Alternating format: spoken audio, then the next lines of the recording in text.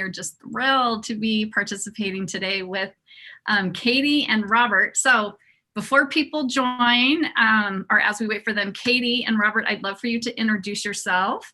Tell us a little bit about your family and what you do at FamilySearch. And Katie, you can go first. Great, thanks. So I'm the digital processing and publishing manager. And what that means is when images are scanned, so books scanned at scan sites, those images get sent to my team. My awesome team gets them all ready to put onto the actual digital library for patrons to use.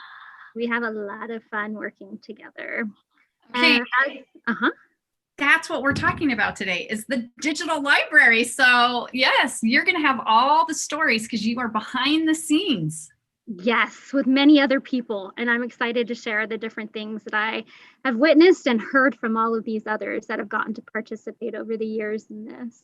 Okay, this is so exciting. And for those of you joining us, let us know where you are joining from. And Katie, you look like you're in the office. I am, Salt Lake. Here I am. Yes.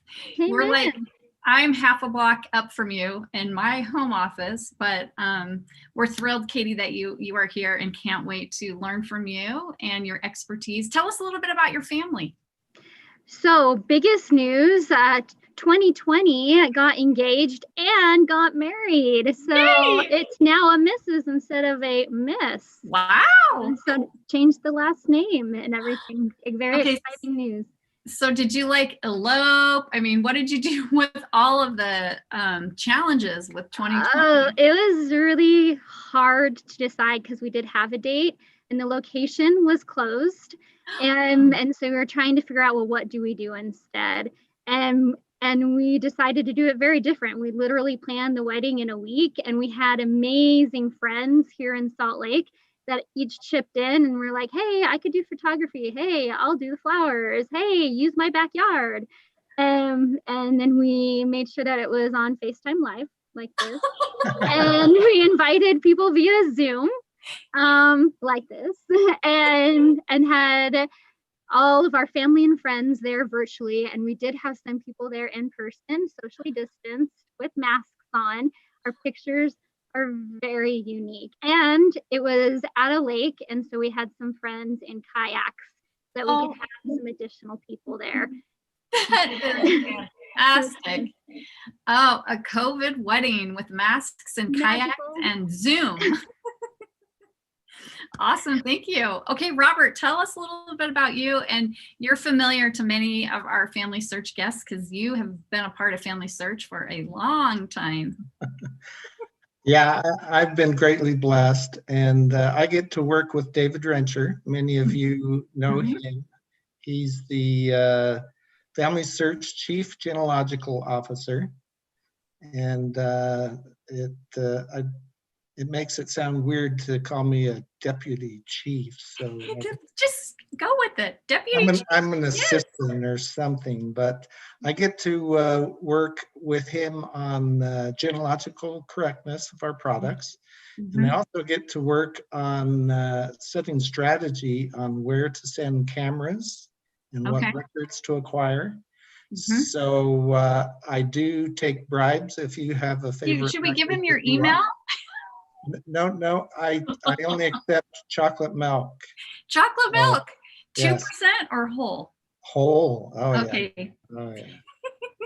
You guys heard it. You can get some, Robert. So you help set the strategy for where the cameras go, and also you said genealogical correctness. Yes. And so that refers to the types of records and the process to verify individuals in the tree. Is that what you mean?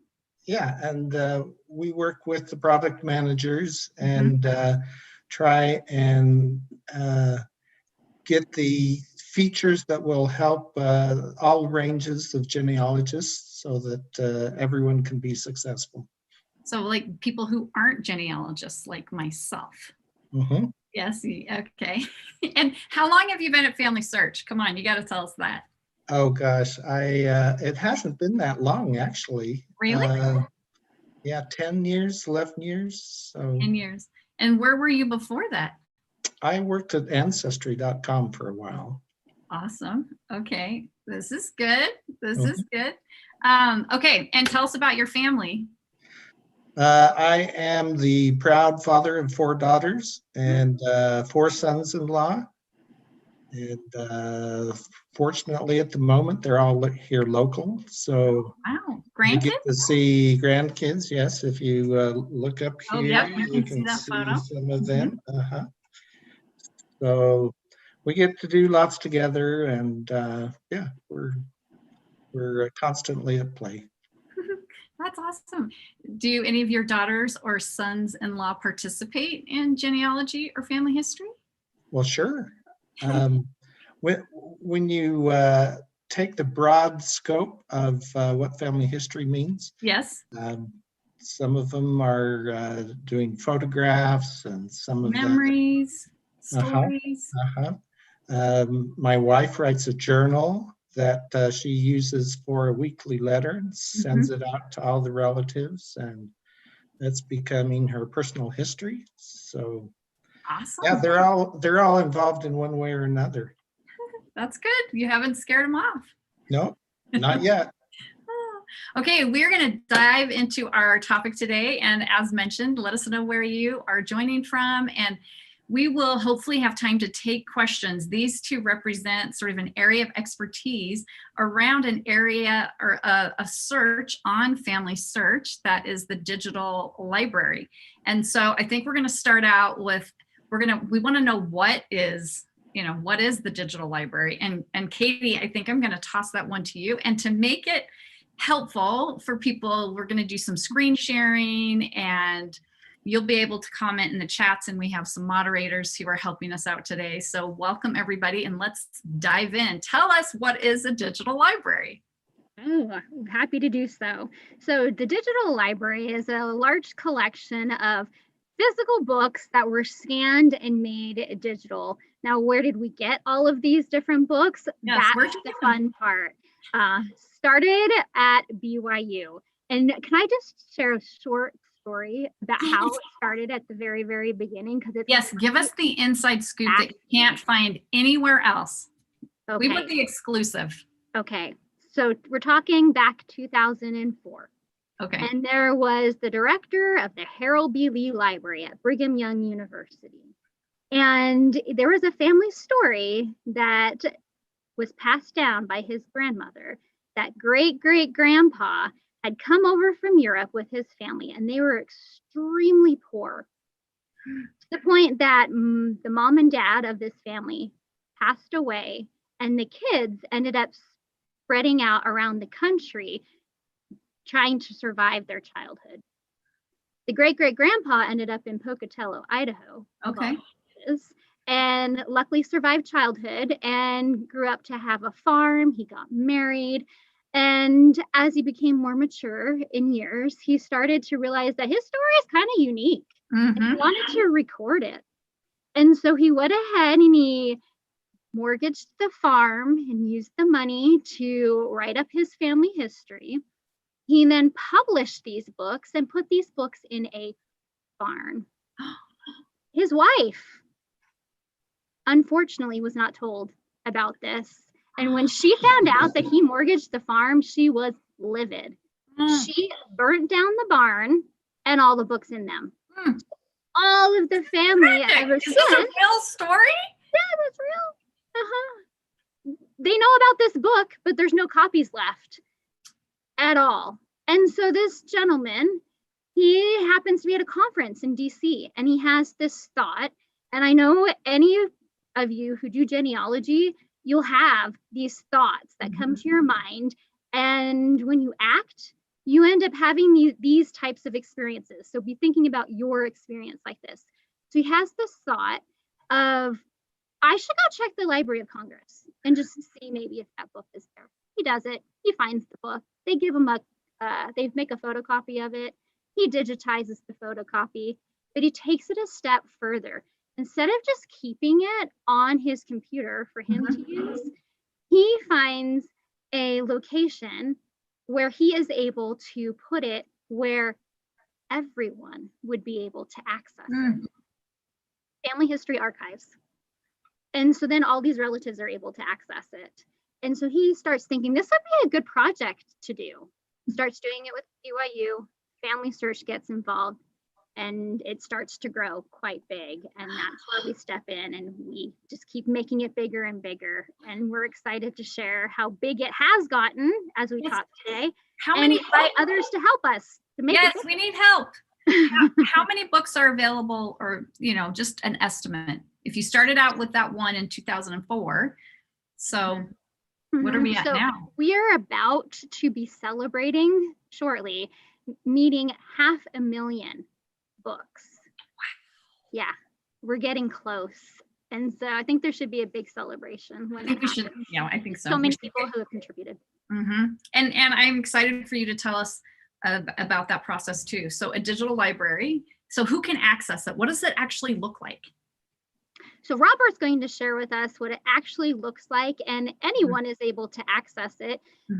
You will need to register for FamilySearch. We want to make sure you're a real person and you're not going to just get on and scrape the site. But we do want you to be able to access FamilySearch, and this is what it looks like. And he's going to go into more detail on some specific searches that you may want to try on your own with your relatives and such. Yeah, let me walk you through some searches. And it's okay for you to go ahead and pull up another tab in your browser and do some searches on your own family while we do this. This happens all the time. Sorry, Wendy, I don't mean to steal any of your audience, but we always hear about people finding books about their ancestors during these presentations. So yeah, pull it up. Tell them how to go there. You're probably going to do that, Robert, and I just interrupted you. No, you are just fine. So when you come to, you can go to books.familysearch.org, and it will take you to this screen, or you can just click on search books, and that will also bring you here. Then we have this big search area here, and I'm going to search for this name that I can't pronounce. But that's a name I recognize. But I think you will recognize this name. How do you know how to say it? Patrine Daly. Yeah, Patrine, and some people called her Trine, or that was a nickname. So Daly is the last name. Daly, and then you click on search. And then you wait. Oh, wow. It brings up the results. Yeah, it can take a little bit of time because this is doing an every word search across all 500,000 books. Oh my goodness. And so it's pretty fast, actually. And here it gives me some results. I've got 273 results here. And they're not all about your ancestor, but several of them are. And in fact, this top one here, James, is Patrine's husband, right? Yes. So this is one of your ancestors. James Daly is a little infamous in our family. He, was known for his polygamous family, and so Patrine came over and she married James, and one of her sisters was married to him. So she came from Denmark. Yeah. Anyway, we love James Daly. And so I have never seen this. I don't know what you're going to show, but I'm very compelled. I clicked on the cover of the book and came in here, and now it's showing me all the matches here along the left side. It's got 56 matches. Wow. And I come here to image number 7, and I can go forward and back using these big arrows here. And then there's a toolbar down here. I can do things like zoom in and search within the book. But let's just zoom in here on this paragraph. This is about your ancestor. He was crossing the ocean to come to America, and there was a storm, and the ship was caught against the rocks and faced certain destruction. I have never heard this before. And they decided, all of the passengers got together and said, let's pray. And so they united in prayer for safety, Mm. and even the captain of the ship joined in. And immediately after closing the prayer, the ship gave this huge lunge forward, and they all thought, oh, this is the end. And it turns out the ship was propelled up and over the rocks and was out of danger, and the weather calmed, and they made it safely across the ocean. Gosh, I've never ever heard this story. That is fantastic. I need to get this later. I love that. we are all at some point feeling like we're heading for those rocks in our life, right? Yeah. And it's just wonderful to think and have something documented. This is very lovely. Thank you. And you can just imagine this salty old sea captain. Mm-hmm. And from that point on, he used to brag to people about how prayer saved his ship. He thought that was the funniest thing ever. Love this. Well, let's do another one. Okay. So people who are doing this, you go to the link that Robert talked about, and this allows you to search within that almost 500,000 books. And like you said, you're not just searching, it's searching the entire book itself, right? Like, right. That's right. That is so complex. Like, we don't even know how many pages that is. A lot. That's the technical term in library science. A lot of pages. So we go to books.familysearch.org again. Because you're searching so much stuff, sometimes it's helpful to use quote marks. Okay. That will weed out a lot of the extraneous words that you might be matching on. So here now we're going to search on Patsy Dally. And that's my mom. Could be another familiar name. Yes. Isn't that the cutest name? Patsy. We're going to search, and here are the results. Oh my goodness, this is gold. We get 3 results here. And if we scroll down to the 3rd one, you'll see underneath it, it says full text results. If you click on this button, it will show you in context how that match looks. Okay. So here we're seeing Patsy is treasurer of something. Wow. So we can click on view here and go into the book. Oh my gosh, I've never seen this. My kids are gonna look at. So she is second from my right. So yes, look at her. She's so cute. Oh my gosh, I've never, look at that fabulous dress. I wish I had that dress. Oh my, and like her head, her tilt. That is so cute. Oh does she still do that today? Yes, she does. I think we all, I have a niece that looks a lot like her. That is adorable. Wow. Yes, she's adorable. I haven't looked for anything in the books. I'm totally guilty. If you have not tried this out, guys, do it and see what you can find, or have awesome friends like Robert and Katie. Wow. Do you want to see some more? Yes. Well, of course. Right. Now I'm like, keep going. Like, it's never about me, but today I like seeing all this. This is super fun. Under back, I'm going to click on back to search results because we had the couple of other results as well. And then we're going to click on this first one.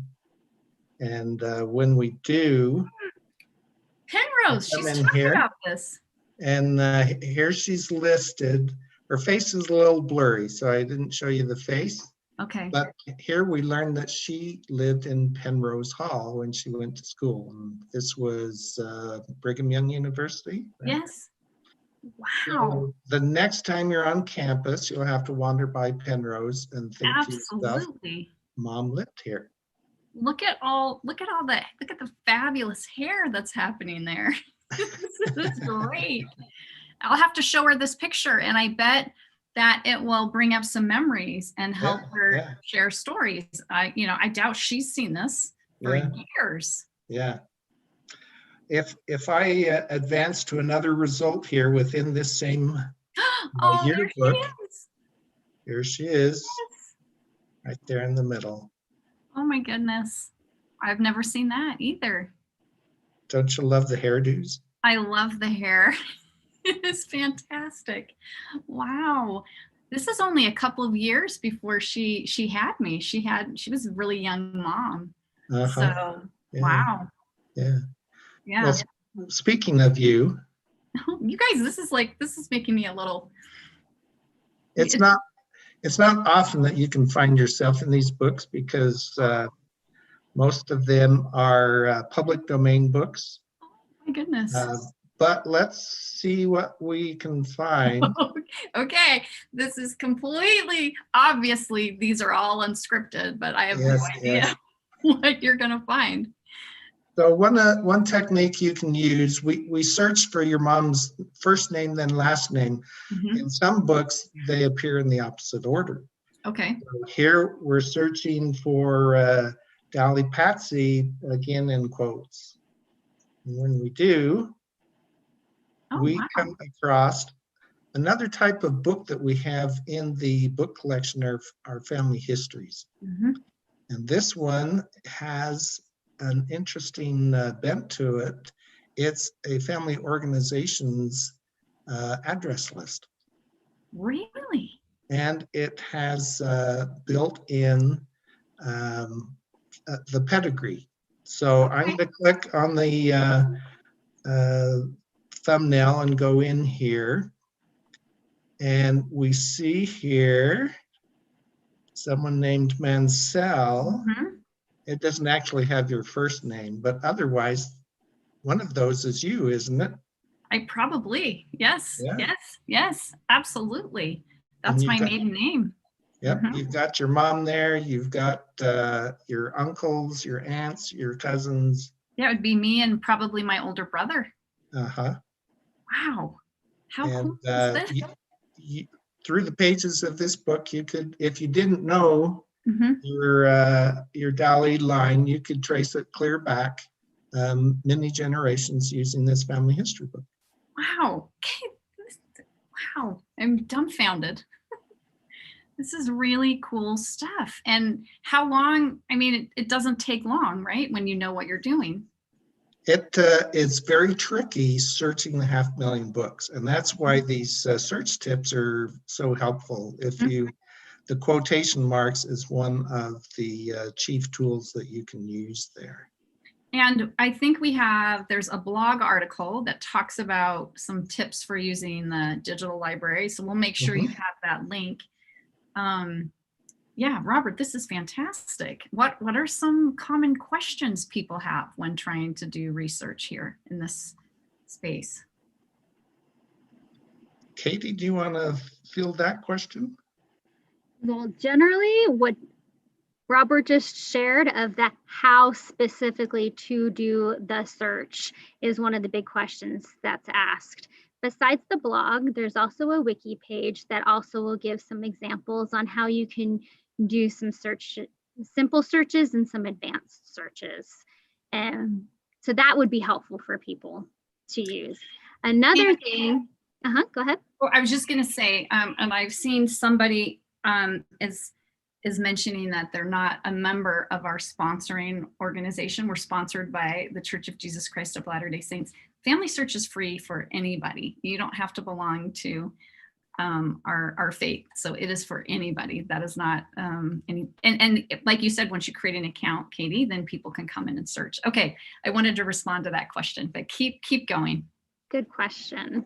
Another thing that questions that people have is they want to know types of books that we have on. And Robert has shared some. He's shown yearbooks. He showed that there is some pedigree. There's going to be some family histories on there. There are other things such as city directories that you're going to find.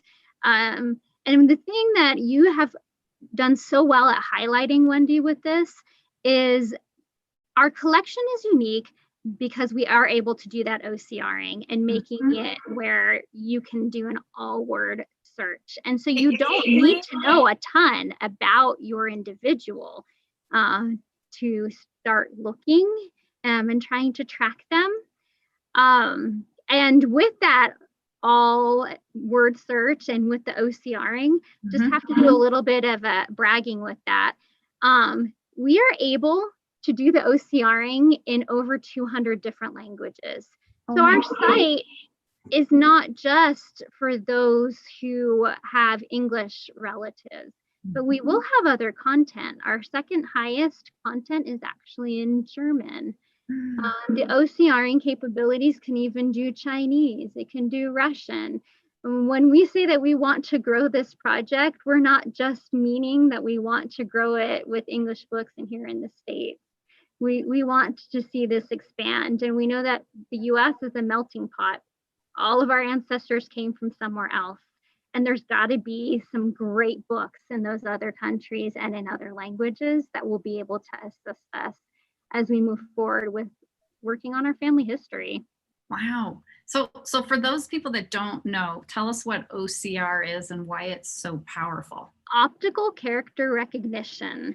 Currently, we have the capability of doing anything that is in typewritten format. Eventually, the technology is going to be so amazing that they'll be able to train machines and be able to do handwriting. But for right now, it's for printed. And so that's why we can use it on the digital library, and why currently the historical records would need to be continuing to use indexing and volunteers to assist with that to make those records searchable. The other thing that I like to point out and kind of joke about is with the digital library, this is the place where you can come and find the research done and in a story form. It's where the stories are. We love stories. You find the books, and at the end, you look at all of the references that those people have used, and it will lead you to sources. But then you also get the gold.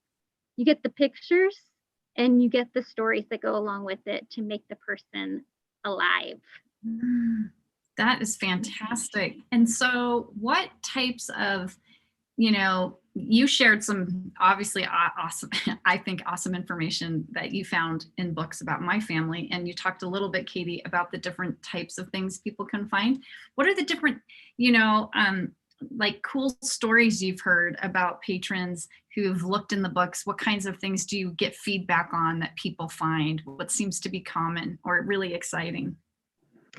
So one thing that I'd like to do right now and just do a shout out, all those who are listening, if you are one of those people who have had one of those experiences, share that with us during this. We also are going to have in the chat an email address. Oh, yes. And you can email us those stories and also ask questions on how you could go about contributing and things. But Roots Tech is a time where I heard a lot of stories and got to interact a lot with patrons who brought in some of their personal books. And there was there's two specific stories that kind of stand out in my mind. And one of them was a story that was called Linda's story. Mm-hmm. She had brought in a book, and it was her father's World War II book that he had put together. We digitized this book. Robert is displaying it right now. We digitized this book and got it put online during Roots Tech. So we're talking, it was within a day up on the site for people to view. We brought her in, pulled it up and showed it to her, start flipping through the pages just as Robert's doing. And we got to this page and she had me stop. And she pointed to the bottom right-hand corner and said, "Do you see that picture there?" And she started going through and she said, "That's my mom, and that's my dad, and then that's me as a little girl." And this woman is obviously much older now, but the emotion that was starting to come out on her face, and her just talking about it and her voice starting to do a little bit of a quiver, and that it had been so long since she had seen this. And it meant so much that it was in a location where she would then be able to let other family members know, here's where you can access this. It's been preserved. My dad's story is now preserved. That is one. That's yeah. I was gonna say too. Sorry to interrupt you, but to restate, there's lots. This isn't all just for the books. Aren't just all from America. How many are in other languages or from other countries? Do you guys have any idea? We've got people asking specifically for Brazil and Mexico and places like that. So, Robert, I think what you're doing, awesome. I think you're going to go and show where the languages are. Right now, we can show the number of languages that we have. We currently have 16 scan sites, and in 2020, we have added about 6 or 7 more. Wow. When we say added for 2020, unfortunately, that means signing of contracts, trying to get equipment in, but due to the pandemic, it has hindered some actual opening of some of these different scan sites. But we are going international. We currently have a scan site when it opens back up after COVID, that is in Canada. But we have a newer contract in London and one in Norway. And so that's where we will be starting. And we hope to have more throughout the world. In those other areas. And I think that's really important for people to understand. Before we get to your next story, can you tell us, because I want to hear the story, a little bit about the process? You mentioned a team and people who are all behind the scenes to make these things searchable. And Robert, tell us first what you're showing, and then Katie, if you can answer that question. Katie was mentioning some of our scanning partners, and so we've highlighted many of them here on the Digital Library homepage. And these are places with some of the premier collections in the United States. We're now scanning outside the United States. You can see Canada here. We've got a site in England, and with big plans to go beyond that as well. Okay, Katie, we're going to get to that. Yuvia asks, she found a book in the language she was looking for, but it's not available to see. It just gives the information of kind of where it is. So can you tell us about that and what the process is for getting access to that? Yes, you'll notice where it will say like access rights, or so it's right at the bottom. And so you'll see some that will say protected or some that say public. And this is something we've waffled back and forth with. Currently, we are unable to, for these protected books due to copyright, put up the full work. But we are allowed to, even though it's been digitized, and since it's been digitized, we are allowed to show snippets. So what Robert was showing earlier when he was doing searches, say in the yearbook that had your mom in it, you noticed on the side that there was just a little bit of language, and it would tell you a page number that that picture and your person was on. It will at least give you that much. And so what you can then do as a researcher, first of all, you know that book exists. You can use that snippet and see in context if it seems to be your person. Then you could use something like, you could go to WorldCat and see who actually owned the book. And then some libraries, they do have a service where they will be able to scan a certain number of pages, or they can print a certain number of pages and mail those to you. But it's going to depend on where that book is housed. Okay, so that explains the access when it says protected. That's copyright and other issues. And Debbie, who's watching, let us know that she found a photo of her dad's yearbook photo, and she can't wait to show it to her dad. So people are searching and having lots of luck. So Katie, tell us just a little bit about the process of publication and kind of who's involved, because I know there's like a big team, and you mentioned scan sites and things like that. There are literally hundreds of people involved. You have a small group of employees who are amazing and so dedicated, and they see the vision and they love this work, and they're so fun to work with. But we have tons of volunteers, and then we have our partner sites that are assisting us as well. And that's where we're getting so much of this collection, is they're sharing their content with us. So we'll have volunteers that are at each one of these scan sites that they start the process with doing the actual scanning of the books. to get those books ready for scanning and determining if it is a book that we would be able to add to our collection, there's some initial steps that have to be taken, some metadata gathered, some cataloging that needs to happen. There's an entire team that does just the prepping of that. Then you have missionaries doing the scanning, or volunteers doing the scanning. And once they have done that, there's auditing that takes place on those images. After auditing takes place, you have those images that are then sent all the way out here to a town called Orem, Utah. There's another group of volunteers out here that they also are doing checking, but they're checking the OCR after the books have been processed. Kind of like a quality. They're doing quality check. They're doing a quality check on everything. And I have it on good authority that some of those volunteers are watching us right now. Oh, we love volunteers and employees. You guys do such amazing work.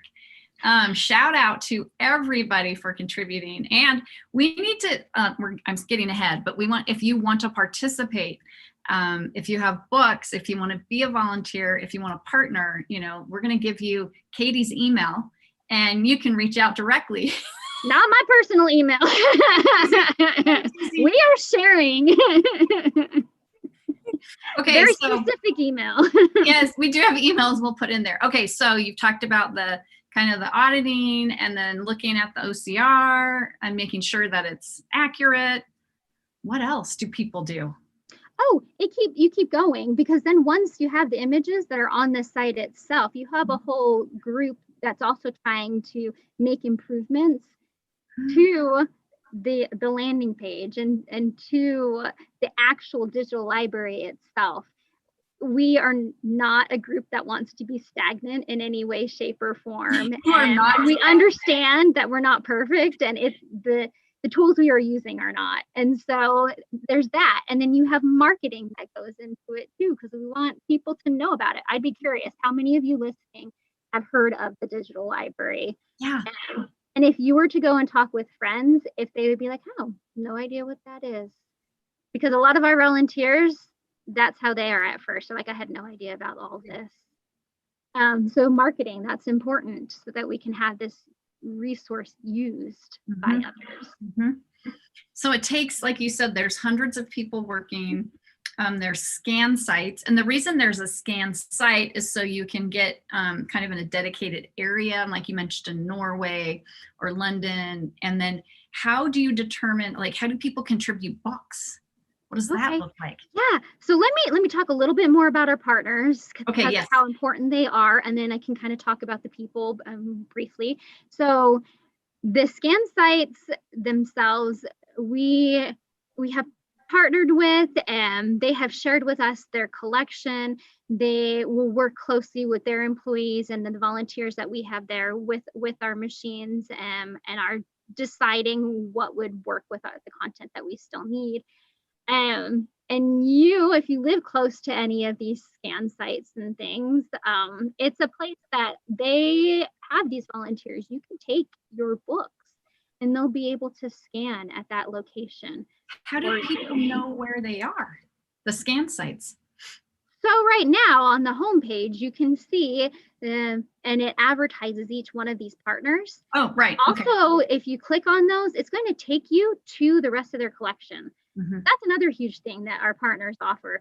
They're providing books that are in public domain that we're able to scan, but they have tons of resources that are copyrighted that they can't share legally with us. They have there in their collection. So it is advantageous as researchers to look to see what are in each one of our partner sites.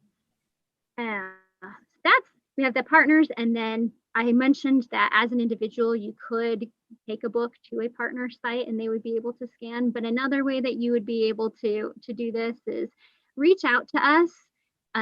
You might have a way of scanning, or there might be a library in your area that has a scanner where you can scan the book and send us digital images. We also are willing to take books that are mailed to us, and we will scan it for you here and get those online. We would love to have any of your family histories, yearbooks that you have on hand. in our possession so we can scan, and you can keep the physical book then after. And you mentioned Roots Tech, and a lot of people will bring books to Roots Tech, and that's not happening in person, that's happening virtually. And guys, rootstech.org, sign up, it's free 2021. Is there going to be book scanning as part of the virtual Roots Tech? You better believe it. Oh, there yeah. will be. So how we will be going about doing this is going to be very dependent upon what our society is, the position that it's in, and how many scan sites that we have open at the time and such. But we do know of at least 2 that are currently open right now that we will be able to hopefully put in some live feed cameras, and then people during Roots Tech can kind of see in action some of this book scanning going on, and then they could also do some donating. That's cool. And I'm sorry for the audio feedback. I don't know if people watching can hear it. I can hear it a little bit. Okay, Katie, I feel like I interrupted you again, but you were talking about the process, and then then it gets published? Is that the next step? So then the publication happens, and that's when it's viewable for users online. So that's that's the process. It sounds like it would be fast, but there's a lot of different hands, and we are pretty quick at it. Yeah. But there are many people involved to make it the way that Do either of you have a copy of a digital book or not a digital book, but a physical book that has been scanned or put in the library? A physical one? Yeah. Yeah. I have one behind me. Hold on. Let me grab it. Okay, grab it. I was talking with Omar on Instagram last week, and he works with the Middle East and North Africa region, and he had the super cool family history book, and it was so interesting to see in the different languages. And you mentioned with OCR you can search in 200 languages. So yeah, okay, Katie, show us what this looks like. And how long does it take to scan a book, like to actually physically scan it? It varies on the number of pages and things, and in the size of the book. But when I kind of observed missionaries doing it, because I worked pretty closely for several years with missionaries who did this regularly, they could get through a few books in a day. Oh, wow. Sometimes if they were smaller ones, we're talking, and they could do a number of them. If it's a larger book, they might only be able to do a couple. Okay. So. But there are missionaries that are volunteers that are on this right now.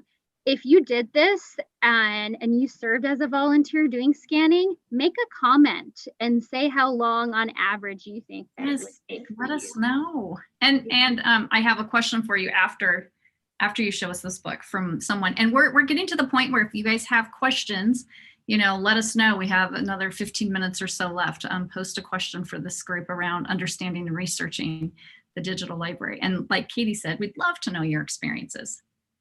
Yep. So the title of this book is Something to Build On. It's a genealogy of African-American families of Henry County, Virginia, and the surrounding areas with surnames A to Z. So it is nice and easy to use. You have pictures. Oh, that's so fantastic. Family members.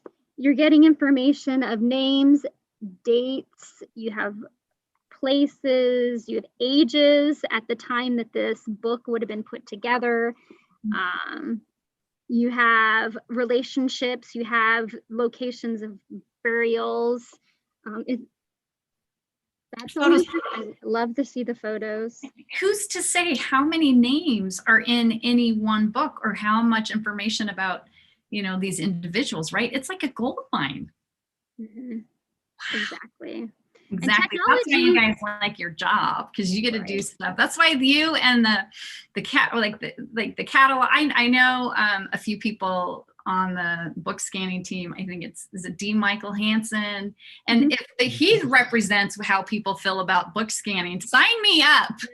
Right? He's so friendly and happy and enthusiastic. Like, you guys, we should all become book scanners to have that sort of good mood all the time. And Anyway, all these people who participate, this is such an amazing resource, and thinking about each book and how many connections it actually contains with names and places, that is significant. Okay, we have a question, and this is, I don't know, we want to tell people how to volunteer, but Marianne, her son, she recalls, donated a book to the BYU library years ago. And it was about a historical cemetery, I think somewhere in Rhode Island. And she doesn't see that it's ever been digitized. So if you say yes to a book, like how, and if someone has turned in a book, what does it, like, do they know if it's been digitized? What answer do you have? Generally, if they have turned something in and they have specifically requested that for it to be digitized, then they can use the title and they can do a search in the catalog itself that way. I would recommend for this particular individual to go ahead and we're going to be sharing the emails, to send an email. And if she has the title, we can go ahead and we can check and look for her to see if it was done. Okay, so Maureen is asking that she would love to volunteer. So what does that look like if people want to sign up? So part of it's going to depend on area that you live. So if you're able to reach out, again, email address that we're going to give, and you could reach out and then communicate with us where it is that you're at, it would help us to know how to get you involved in working with books. And there's, again, different levels at which we need assistance.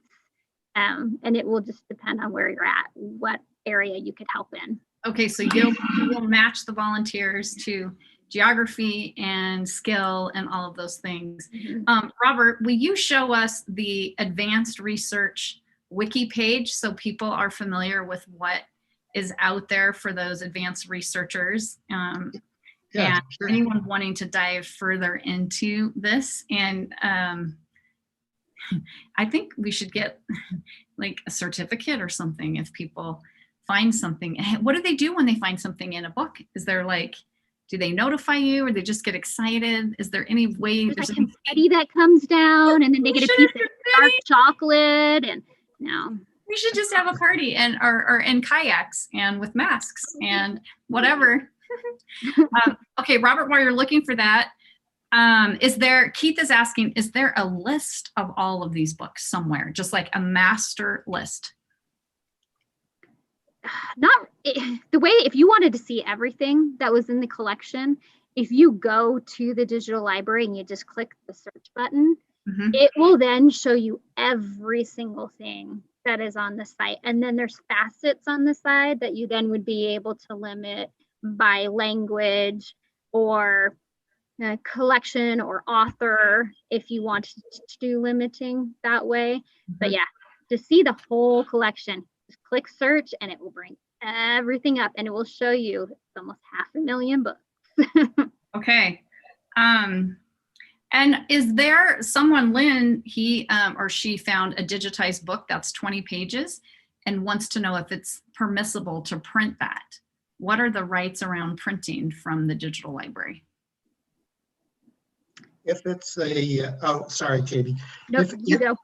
If it's a public domain, in other words, if it was published in the United States before 1924, then yeah, you can do anything you want with it. You can print it, you can save it out to your own system. And the user interface itself makes that possible. If I'm viewing something like here, I can do over here in the icons. Let's see, this one may not be downloadable. If this were a public domain book, there'd be an icon that would allow me to download either that single page or the entire book. Okay, so that's a helpful navigation. Robert, for just a minute, before you do the wiki page, can you just kind of show those controls at the bottom left and Sure. just kind of talk through the basics of those? So the first one is view information, and this is the basic metadata about the book, the title, the subjects, where we got it from. So this was donated at Roots Tech, so it says donated to FamilySearch. And then the next one will give you thumbnails. Oh, this is great for photos. Someone was asking about searching for photos. So that makes it easy to navigate. And then the next one, we can view it on facing pages. So if this were like an atlas that the map extended across 2 pages, you could look at it that way. And then next one allows you to, let's see, am I still in facing? So there's facing pages, here's flipping.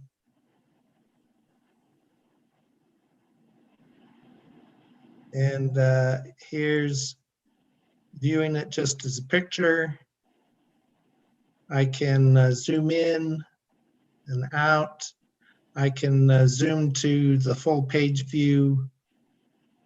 I can have a little zoom box here so that I could very easily just move around which part I was looking at. And I can rotate it if I were viewing something that was sideways, you know, a table or something, I could view that. I can adjust the brightness and contrast.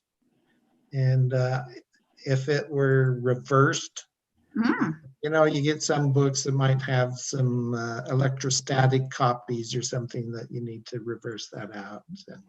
Okay, thank you. Now that was great. Show us the advanced research wiki page so people, oh yeah, you can, this is great too. Searching the FamilySearch Digital Library is an article in the wiki, and it's got information on basic search and a link to the to an article in the blog, which will step you completely through a basic search. And then it also has advanced search operators. Again, because it's can be a challenge searching 500,000 books, every word, these search operators can really give you a lot of power. So you could look for 2 words, and, or not, like Drusilla, but not Hendrix. We showed examples using the quotes. We can have wildcards, the asterisk and the question mark, parentheses. These are really useful. The search operators, if there's a word from the title that you want to limit your search to, you can put title colon. That's a capital T, it has to be capital, the rest in lowercase. Subject, and then the minus sign with operators. This article will explain how to do all of that. So it can really help. If you're getting 100,000 results, then start looking at using these operators to pare it down. Yeah, great recommendation. Thank you. So I think one of the other questions we had was if the book's in English, is there translated versions available, or is it just in the whatever language the original book is? Whatever language the book is in. Okay. Great. Yeah, that's kind of what I think they thought. And okay, so as we are wrapping up, and everyone, as Katie mentioned, we'd love to know if you found something in the books. And a few people have said they found yearbook photos and they're so excited. Yearbook stuff is so fun. And we'd love to hear. And there's the email addresses. We put those in the chat if you want to volunteer, or if you have a story, or if you want to partner. And I think it's exciting to think about how many people are going to be staying up till midnight or later tonight. Looking we in. Hope so. We hope so. We want you to enjoy these, just like I had the experience of what Robert shared with me, which I can't wait to share with my mom and my kids. I think that'll be so fun. But is there any other things that you would say to people who are starting to search in the digital library that you would like give them some insider tips? We'll start with you, Katie. What's like a good sort of send-off message to cheer people on? I would say what you're doing right now of starting with something that's kind of fun and looking for a picture like a yearbook, and start with that, and then go and try something a little bit more advanced. See if you find someone in more of a family history book, or see if there's a directory that you can find your individuals in. And also just start thinking of the digital library as a place where you're going to go to look for things like historical records. They're not going to be your primary source document, but they'll lead you to the primary source documents quite regularly. And you have so much content in these books. It will be so valuable to your research if you take the time to learn to use it and dig in and go for even a little bit more than just the yearbook fun, but start with that. You're doing good. Start with the yearbook fun. And thank you for all the people like Katie and all these cheerful, hardworking volunteers and employees who are doing this tirelessly to facilitate the type of discoveries that I got to have. I love that, Katie. Okay, Robert, what do you have for us as we end? I just encourage you as you search to be persistent and to try different combinations. We showed you first name first, first name last.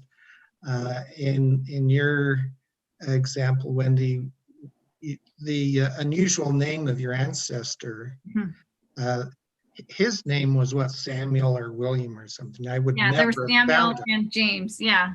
And so by searching on that unusual name, I was able to get to the book that had his story about crossing the ocean, even though she didn't occur until later in the book. So keep in mind looking for those unusual names, and that can help you find, but just keep trying, try the father, try the son. You can find those hidden gems, but it takes some persistence sometimes. Okay, I love that. And I have one more question for you both. That was really great.